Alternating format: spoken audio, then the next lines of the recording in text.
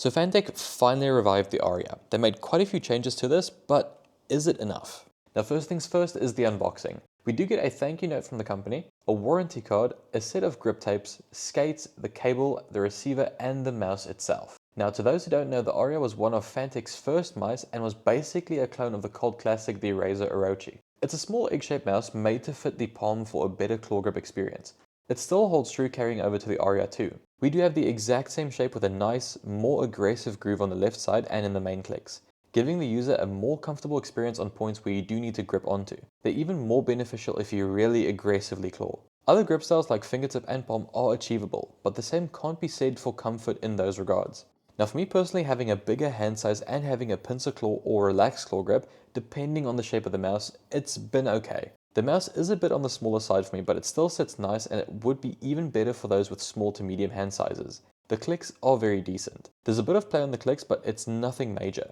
My only gripe is the click tension isn't the best on the mains. There is a decent amount of post-travel and pre-travel, making it feel less spammable unless you have it in this one specific spot where you could do it consistently. But when it does actuate, it's pretty nice feeling considering they make use of the Huano blue shell pink dots. It's kind of a silly design choice, where they could have just made it a slight bit thicker and maybe have a curve or even a slant from the bottom up to make the transition from the grip to click smoother. Now the clicks also suffer from the exact same issue that the mains do.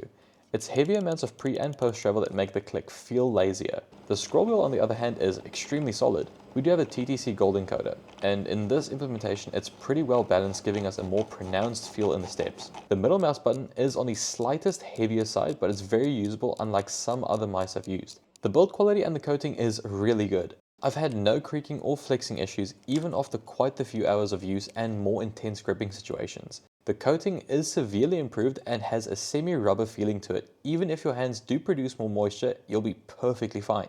Now off my first impressions, I wasn't really a big fan of the red color though. It's just because there's a few different shades of red used to make it look pretty mild, but more notably the shell in contrast with the scroll wheel, the base stickers, and the switches.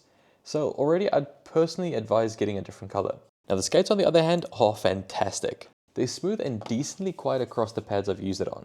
In general, giving a more balanced experience, but also being a bit quieter on glass pads, which is always nice. Now other notes on the other hand are the weight at 53 grams, being pretty well balanced in the center. You can use it by cable, the receiver and Bluetooth for more wireless on-the-go situations. The receiver in the case of the Aria II is going to be capped at 1000 Hz polling rate, and that's just because the MCU used in the regular and the Pro versions are completely different from each other. But that also comes at a price. Literally. The price difference between them are quite substantial. For the regular we do come in at $48.80 and the Pro is $88.80. Now to me personally, that $40 difference is way too much to justify for that extra bit of performance boost. The mouse overall is pretty good, but I do think they can fine-tune things definitely for the future.